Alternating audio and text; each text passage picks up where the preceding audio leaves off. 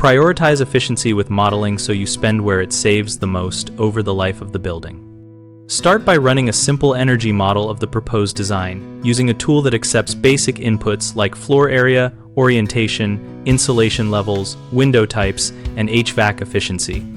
Use stepwise sensitivity runs where you change only one factor at a time so you can see the marginal savings for each upgrade. For insulation versus windows, compare incremental cost per unit of annual energy saved and convert that to a payback in years using local energy prices.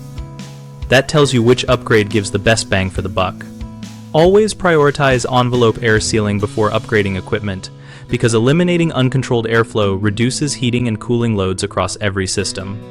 Leverage free or low-cost utility audits early to ground your model in measured consumption patterns and to get rebates that change the economics in favor of certain measures.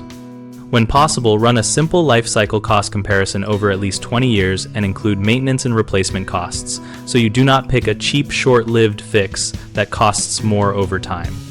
The three most common mistakes are relying on rule-of-thumb upgrades, doing windows before sealing, and ignoring local incentive structures.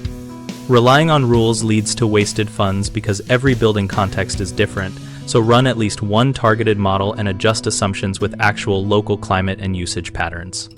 Replacing windows first is costly and often gives low returns, so seal leaks and add insulation where you can get air tightness tests rather than spending on glazing. Ignoring utility and rebate programs leaves money on the table, so contact your utility early, document eligibility, and layer incentives into the model so you see true net costs.